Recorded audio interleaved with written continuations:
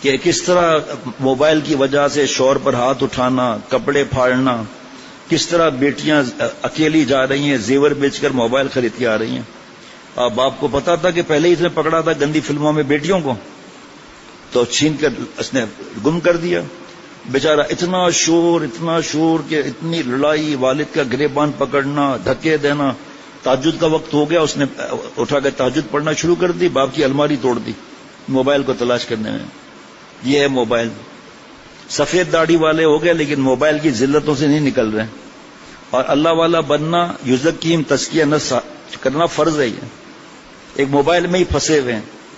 تفہیم الفقہ حضرت تھانوی، حضرت مفتی نعیم صاحب کی کتاب ہے، اس میں قیامت کی نشانیاں بتائی گئی ہیں قرآن پاک حدیث پاک سے.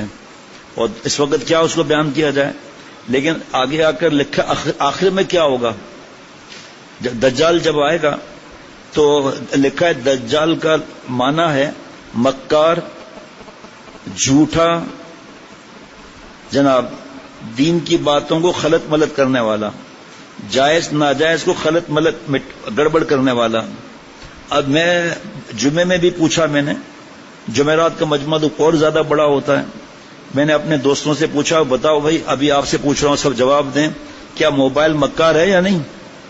ہاں جی، یہ ایماندار لوگ ہیں کہ موبائل مکار ہے یا نہیں، جھوٹا ہے یا نہیں، خلط ملط کر رہا ہے نہیں کر رہا. مسلمان دھیریے بن رہے ہیں. ننگی فلموں کی تو بات بعد میں آتی ہے نا. مکار ہے، دھوکے باز ہے، جھوٹا ہے. وہاں مولانا محمد عبد القوی صاحب دامت برکاتہ میں، وہاں ہندوستان میں، جناب اشرف الجرائد کے وہ مدیر ہیں، اور انہوں نے لکھا ہے کہ وہ ماڈرن ٹیکنالوجی بالخصوص اسمارٹ فون سے طلباء اور علماء کا والہانہ شغف ہے. مدارس کے اندرونی نظام یہ لکھتے ہوئے شرم آتی ہے کہ بعض جگہ تو اس قدر ناقص ہے کہ طلباء اور اساتذہ ہر طرح کی خرافات اور اسمارٹ فون کی فحاشیات میں یہ بآزادی مبتلا ہیں. بعض جگہ اساتذہ طلباء کو لے کر فون پر مشغول ہو دیکھے جاتے ہیں. نظم کا بھی ایسا ہی ہے، بے وقت اسے دربا کرتے رہتے ہیں. ایک عجیب سما اور برا سمے ہوتا ہے جب یہ ہاتھ میں آ جاتا ہے. رات بھر اساتذہ کا فلموں میں مشغول رہنا. بعض مدارس کے ذمہ داروں سے سنا گیا کہ ایسے مدارس کا تو خدا ہی حافظ ہے. خدا جانے یہ مدرسہ ہے یا چندے جمع کرنے کا اڈا اور نوٹ چھاپنے کی مشین ہے. ان غیرت اور حمیت کے دشمنوں کو مسلمانوں کے بچے صرف اپنی جیب گرم کرنے کے لیے مل گئے ہیں. یہ یہود و نصارہ، ان لوگوں کی سنگ دلی اور بے حسی پر خون کے آنسو رونے کے جی چاہتا ہے. نہ قانونی پکڑ ہے، نہ اخلاقی گرفتی کوئی صورت ہے. انہوں نے لگا دیا ہمیں اس پر، اللہ معاف فرمائے. اب کیونکہ کیا کریں، گھڑی بھی دیکھتے ہیں، آپ کو پہنچنا بھی ہوتا ہے. ایک مدرسہ ہمارے دوست کو مل رہا تھا اس علاقے کا. میں نے کہا بھائی کون سا مدرسہ آپ کو مل رہا ہے؟ کیا کہہ رہے ہیں وہ کہہ رہے ہیں کہ میں نے اعتماد کیا اور میں خود نہیں دیکھ سکا مدرسے کو، تو ایک صاحب کو میں نے دے دیا، اس نے آدھا مسجد اور مدرسے کو قبضے میں کر لیا اپنا جھوٹا سب ڈاکیومنٹس بنا کر، اور کورٹ میں کیس چل رہا ہے. آدھا آپ لے لو، کچھ دنوں کے بعد دیوار نکال دیں گے، وہ مجبور ہو کر ہمیں مدرسہ مسجد دے دیں گے. میں نے کہا بھائی ہمارے بزرگوں نے تو پھڈا نہیں سکھایا. ایسی مثالیں آپ کو دوں آپ حیران ہو جائیں گے کہ کھڑے کھڑے مدرسہ خالی کر دیا. بھائی مقصد تو دین پھیلانا ہے، آپ پھیلا لو. جو بدماشی ہو تو پھر وہاں ڈٹ جاتے ہیں. بہرحال میں نے کہا یہ آپ کا دوست ہے جو آپ کو پھنسا رہا ہے، خیر آپ یہیں بیٹھے رہے، میں بھی معلوم کرتا ہوں. علاقے میں نے فون کیا، اسے سنتے ہی کہا ارے شیخ وہاں کہاں یہ پھنس رہا ہے، معاملے بڑے گڑبڑ ہیں وہاں. تو وہی نوٹ چھاپنے کے اڈے بنائے ہوئے. اور پھر میں نے ان کو بتایا کہ بھائی میں جب اپنے گاؤں جاتا ہوں نا، اسی شہر سے ہو کر جاتا ہوں اور اسی جگہ سے گزر کے جاتا ہوں. 3-4 شہر میں جو بیانات ہوتے ہیں نا وہ بھی، اور گاؤں کا بھی رستہ یہی ہے، تو میں تو زیادہ جانتا ہوں. اور یہ صاحب کی تو پیدائش ہی وہاں کی، یہ بوڑھے ہیں وہ. انہوں نے اتنی دعائیں دی، اتنے دعائیں دی، عالم ہیں، لیکن کسی ملک میں پیسوں کا مسئلہ ہے. اب بیانات سن سن کر ان کا دل خون کے آنسو رو رہا ہے کہ میں نے آپ صلی اللہ علیہ وسلم کی وراثت چھوڑ کر اور قارون کے ورثے میں آ گیا کہ مال کے پیچھے پڑ گیا میں. یہ بھی صبح بیان ہو رہا ہے، اس پر بھی 100 سال پہلے حضرت تھانوی رحمۃ اللہ علیہ کے ملفوظات بیان ہو رہے ہیں. آپ عالم ہو، آپ وارث ہو انبیاء علیہ السلام کو، اسلام کو اس کام کو کیوں چھوڑا؟ مال کی وجہ سے نا، تو پکڑ کا خطرہ ہے. بہرحال 5 دن پہلے گھر پہ میں کھانا کھا رہا تھا، یہاں سے بیان کر کے جا کے کھانا کھا رہا تھا، تو انہی بزرگ کا میسج آیا.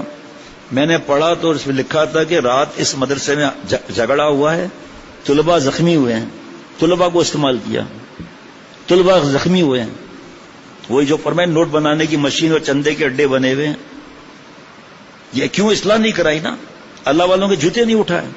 اور اصلاح کرا کر ڈاکٹر عبدالحی صاحب رحمۃ اللہ علیہ علماء کے شیخ بنے، مفتی اعظم مفتی رفیع عثمانی صاحب رحمۃ اللہ علیہ، مفتی تقی عثمانی صاحب دامت برکاتہم شیخ بنے.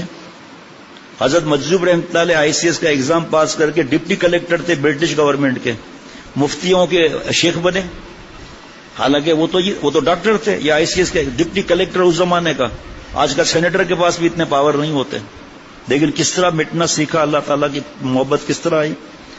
بعض مدارس میں اس کی نگرانی کا نظم ہے، پھر بھی بعض طلباء اپنی چالاکیوں سے اسمارٹ فون سے رشتہ بنائے ہوئے رہتے ہیں، انجام کو نہیں سوچتے.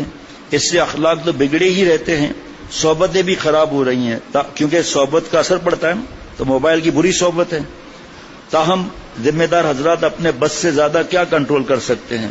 اس کے لیے وہی بات ہے کہ انتظامیہ اور اساتذہ طلباء کے سامنے خود مقدور بھر احتیاط کرتے ہوئے انہیں تنبیہ کرتے رہیں اور ممکنہ خطرات سے خبردار کرتے رہیں.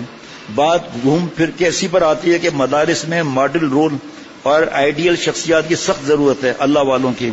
خدا کرے کہ اس جانب توجہ ہو جائے کہ مدرسوں میں اہل تقوی اساتذہ کو ترجیح دی جائے اور خود محتمم اپنے علم اور عمل کا جامع بنائے اپنے آپ کو، تاکہ طلباء ان جیسے بننے کے شوق اپنے اندر محسوس کریں. اب بھائی صحبت میں تو 600-700 صفحات تو میرے پاس ہیں نیک صحبت پر. جناب مدارس سے نکلنے کے بعد فضلہ مدارس کا اسمارٹ فون میں جو ابتلا عام نظر آ رہا ہے وہ نشے کی لت کی طرح ہے. دن رات یہی مشغلہ ہے، بس ناگزیر مصروفیت کے علاوہ پورا وقت اسی زہر اور بے رحم کی پرستش میں نکل رہا ہے. کچھ فضلہ دینی کاموں کے نام پر دین سے زیادہ لا یعنی اور معصیت گناہ کے کاموں میں مبتلا ہیں، اور کچھ سراسر معصیت اور بے حیائی کے مشاغل میں لگے ہوئے ہیں. افسوس کہ جو لوگ امت کو خواب غفلت سے جگانے اور گناہوں کو چھڑا کر خدا سے ملانے کے لیے تیار کیے گئے تھے، اور جن کی تیاری پر اساتذہ کی دن رات کی محنتیں اور قوم کا قیمتی کسب حلال صرف ہوا تھا، وہ لوگ ہی جب ان خرافات اور واحد میں مبتلا رہیں گے، نمازوں میں تک لاپرواہی کریں گے، تو کیا یہ لوگ کسی کو بیدار کر سکتے ہیں؟ اس کے مصداق ہو جائیں گے؟ نہیں، خود ہی غفلت میں سو گئے. فضلہ مدارس علماء اور صلحاء کی شکلوں میں تو ہیں، مگر اب ذوق بالکل اس سے مختلف ہوتا جا رہا ہے. نعت سنانے کے لیے کہو تو موبائل میں دیکھ کر سناتے ہیں، تلاوت کے لیے کہو تو موبائل سامنے رکھ کر کرتے ہیں، تقریر کھڑنے کے لیے کھڑے ہوتے ہیں تو موبائل ہاتھ میں رہتا ہے، جلسوں اور اسٹیجوں پر دیکھو تو موبائل میں مشغول دکھائی دیتے ہیں. یعنی موبائل تو ایک آفت ہی ہے، اس کی نمائش اس سے بھی بڑی آفت بن گئی. ایسا بسا اوقات موبائل اب میرے پاس الحمدللہ، کل بھی آج صاحب ایک آئے تھے تو کوئی بات نکلی، میں نے کہا یہ موبائل دیکھ لیں آپ.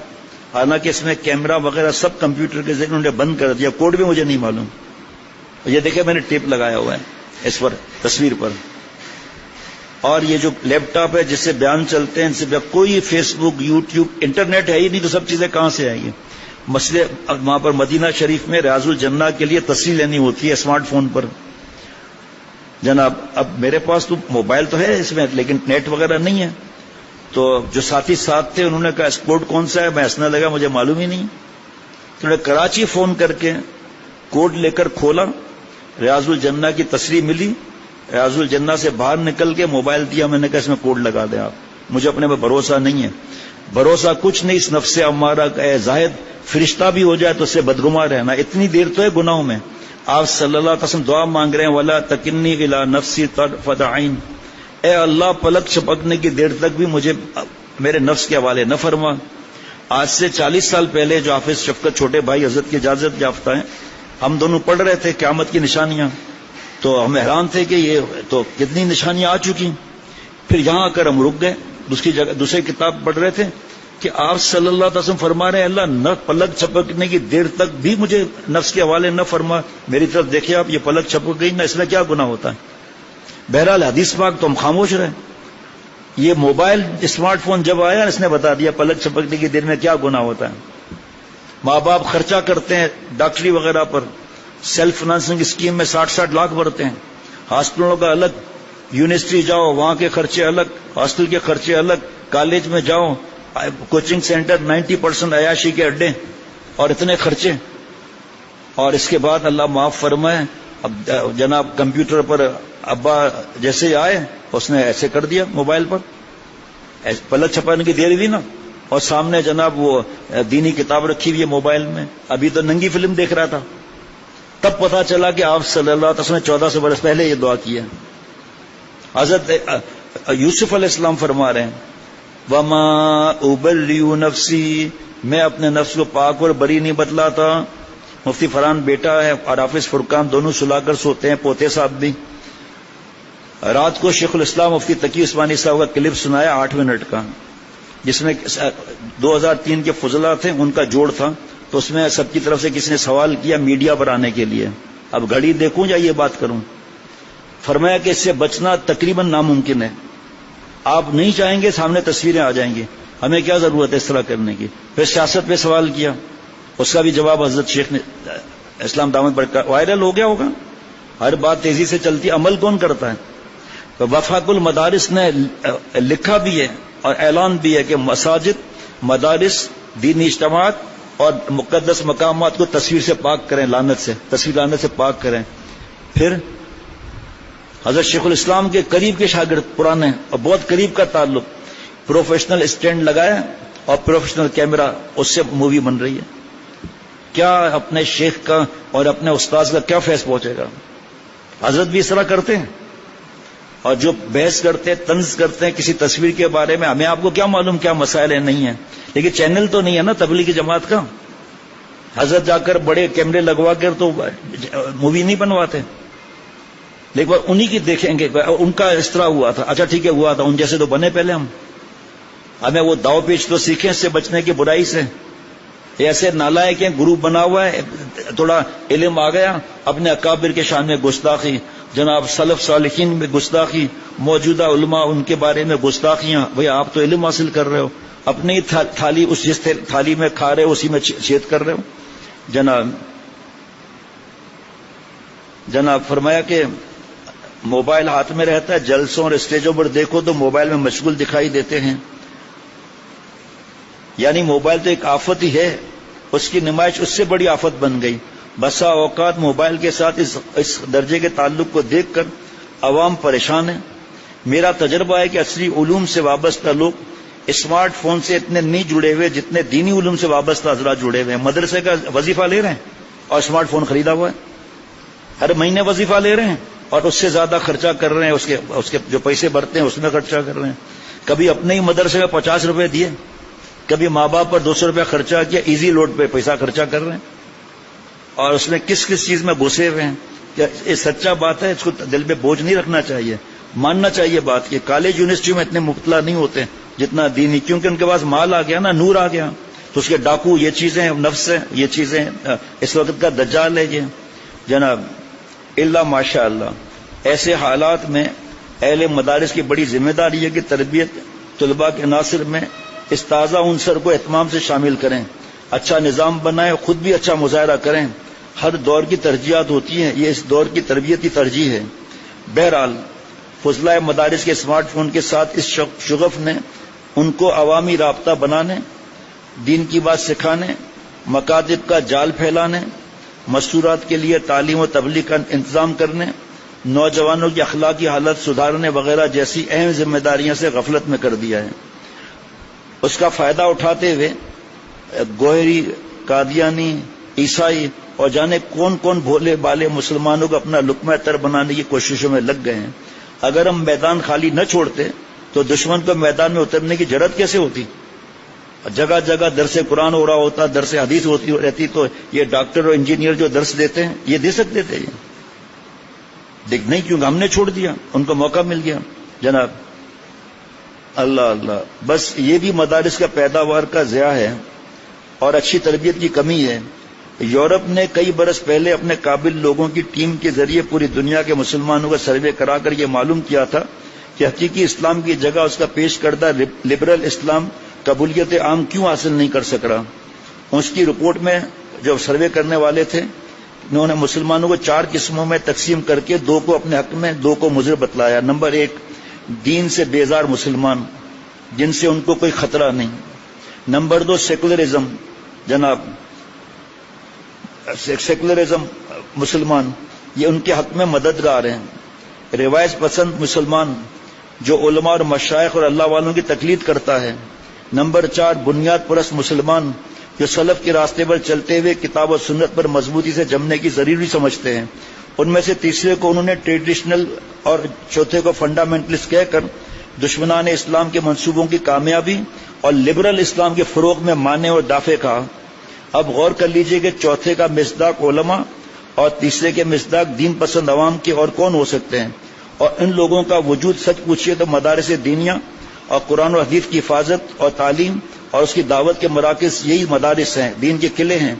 جب یہ تحقیق ہوئی تھی اور باقاعدہ مفصل اور مکمل رپورٹ انٹرنیٹ پر آ چکی تھی، کسی جاننے والے کے بتانے سے مجھے معلوم ہوئی تھی، اس وقت سے میں برابر غور کر رہا ہوں کہ چوتھے طبقے پر مسلسل حالات اور ناگفتہ بحالت کیوں پیش آ رہے ہیں، جن کی تفصیل کی ضرورت نہیں، ساری بات سامنے ہے۔ بہرحال اس وقت علماء حق اور مدارس دینیہ دشمن اسلام کے دلوں کی کھٹک اور آنکھوں کا کانٹا بن گئے ہیں، اس لیے وہ اپنے عزائم کو راستے سے ہٹانا چاہتے ہیں۔ پھر آگے آ رہا ہے کہ کس طرح مدرسے کے اوپر چھا جاتے ہیں، یہ کس طرح مال بیچتے ہیں۔ جو جملے بتا دیتا ہوں، مدارس دینیہ اور علماء دین کے اثر و رسوخ کو ختم کرنے کے سبب عرب ممالک میں وہ کامیاب ہو چکے ہیں۔ یہ لوگ برے صغیر میں تدبیریں جاری ہیں۔ سب جانتے ہیں کہ جب تک یہ ملا اپنی اصل پر قائم رہیں گے، حقیقی اسلام کو فریبی اسلام سے بدلا نہیں جا سکے گا۔ برے صغیر کے حکمرانوں پر عالمی قیادتوں کا دباؤ بڑھتا جا رہا ہے، چونکہ ابھی برے صغیر میں کھل کر یہ اقتدام نہیں کیا جا سکتا، تو خاموش حربوں سے حکمراں اپنے سیاسی آقاؤں کو خوش رکھنے کے کام کو جاری رکھے ہوئے ہیں۔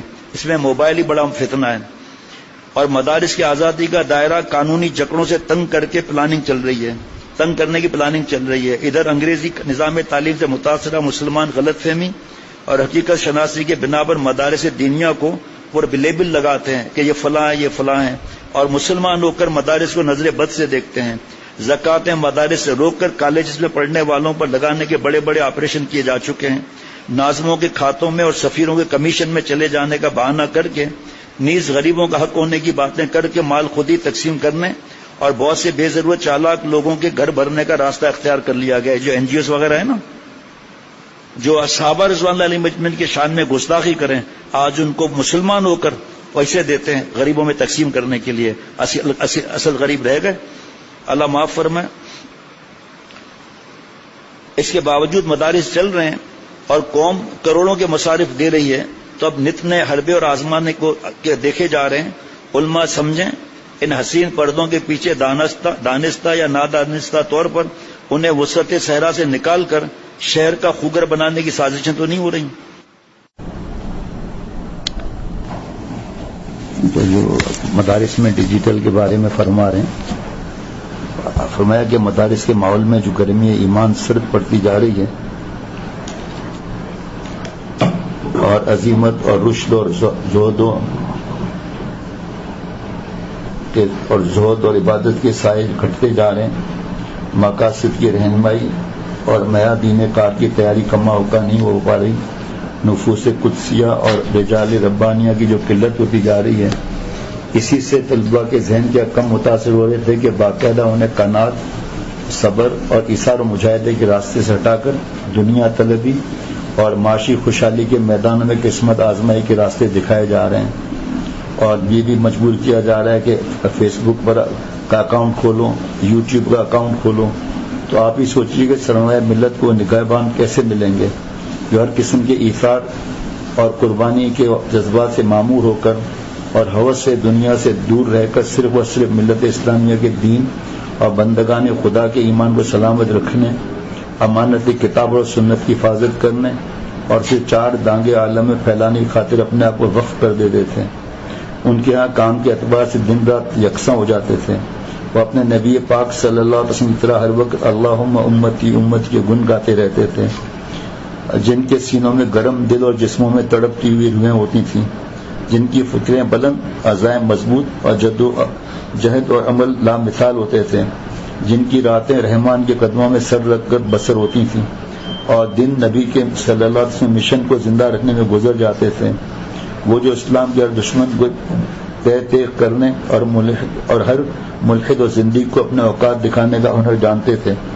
وہ جو اللہ کے دین کی خاطر جیلوں میں سڑ سکتے، سولیوں پر چڑھ سکتے اور دار و رسم کو شوق سے چوم سکتے، یعنی کہ پاسی کے پھندے کو شوق سے چوم سکتے تھے، جن کے فقر و فاقہ، گھر کی چیز اور زہد و قناعت پسند کا خاصہ ہوتا تھا، جو ایک طرف شریعت و سنت کی سوغات بانٹتے رہتے تو دوسری جانب جام عشق اور محبت پلانے کا کام کرتے رہتے تھے، اور جن کے بڑے بڑے کاروبار اور موروثی جائیدادیں بھی انہیں فرضیہ خدمت دین اور مسلمین سے ایک لمحہ غفلت برتنے نہیں دیتے تھے، اور جن کی للکاریں ایوان شاہی کو ہلا دیتی تھیں، آہیں آسمانوں کو چیر ڈالتی اور دعائیں ارض و سما کا ماحول بدل دیتی تھیں، وہ جن کی نظر کیمیا، اثر اور زبان ہدایت کی ترجمان تھی. کہاں تک اپنے اکابر و اسلاف کے صفات قیادت اور خصائل رشد و ہدایت اس مختصر مضمون میں بیان کروں. تاریخ ان کے تابناک زندگیوں اور انقلاب آفرین قربانی سے بھری پڑی اور دعوت عبرت و سبق آموز دے رہی ہیں، لیکن افسوس کہ ہم ان کو دیکھنے کے بجائے غفلت میں ڈوبے اور ہوس سے دولت اور شہرت، حب جاہ حرام اور منصب کے نشے میں چور اہل دنیا کی طرف دیکھ رہے ہیں. ان کے مال و متاع اور اندر سے بے لطف باہر کے پرشکوہ زندگیوں پر رال ٹپکا رہے ہیں. ان جیسے بننے کی جذبات دلوں میں سند فضیلت اور عالمیت حاصل کر کے میدان عمل میں اتر رہے ہیں. اس امت کے حالات کیا حالات ہیں ہمارے؟ غفلت اور دین بیزاری کس سطح پر کھڑی ہے؟ جہالت وغیرہ کہاں تک پہنچ چکی ہے؟ معاشرہ مسلمین تباہی کے کس دانے پر پہنچ گیا ہے؟ بعض ناگفتہ حالات پیدا ہونے کے اسباب اور ان کا حل کیا ہے؟ اس کے لیے ہم کیا کر سکتے ہیں وغیرہ کی فکریں وارثین انبیاء علیہ السلام اور جانشین مصلحین کا اصل سرمایہ اور راس المال ہے. فضلہ میں اس کا پیدا کرنا مدارس کے انتظامیہ اور اساتذہ کی بنیادی ذمہ داری اور مقصود مدرسہ ہے. اور آج کل جو ہے کئی مدارس میں زبردستی کی جاتی ہے کہ بڑا موبائل خریدو اور اپنا گروپ بناؤ، اپنا کیا بولتے ہیں سیلفی وغیرہ بناؤ یا اپنا چینل بناؤ، اور زبردستی کرتے ہیں کہ فیس بک کیوں نہیں بناتے، یوٹیوب کیوں نہیں بناتے. تو فطری تنزل اور لازمی انعطاف کی واقفیت سے الحمدللہ بے خبر نہیں ہوں، نہ ہی اسلاف اور اکابر کی ہمسری کی خوش فہمی میں مبتلا ہوں. میرا کہنا صرف یہ ہے کہ گو ہم اکابر اور اسلاف کے معیار پر کھڑے نہ اتر سکیں، مگر ان کے کارناموں، ان کے احوال و آثار کے مسلسل تذکرے اور مطالعے کے ذریعے مدارس کے تربیتی ماحول میں جان ڈالنے کی کوشش کریں، اور خود اہل مدارس کو وہ رسمی ہی صحیح بڑوں کے اخلاق اور اوصاف سے متصف ہو جائیں، اور طلباء کے لیے ایک اچھا ماحول اور اللہ رسول سے جذباتی تعلق اور لگاؤ کے اسباب فراہم کریں، تو فضلہ مدارس کا معیار خدمت میں اس سے کہیں اونچا ہو سکتا ہے. جو مدارس کے خشک ماحول اور رسمی سرگرمیوں کی وجہ سے گر گیا ہے، بلکہ مجھے معاف فرمائے بعض نظما اور اساتذہ تو قصدن یا لہون یا سہون اگر ابھی رہے ہیں وہ بھی اس طرح کر رہے ہیں. تو یہ مضمون پہلے بھی بتایا تھا کہ ہندوستان میں رسالہ ہے اشرف الجرائد، اس میں مولانا محمد عبد القوی صاحب دامت برکاتہم نے یہ لکھا ہے، اور رسالہ مئی 2023 کا ہے. اللہ تعالیٰ ہمیں اس کی سمجھ عطا فرمائے، اپنا قرب اللہ تعالیٰ عطا فرمائے. ربنا تقبل منا انك انت السميع العليم. سبحان ربك رب العزة عما يصفون وسلام على المرسلين والحمد لله رب العالمين. صلى الله على النبي الأمي وعلى آله وأصحابه وبارك وسلم برحمتك يا أرحم الراحمين.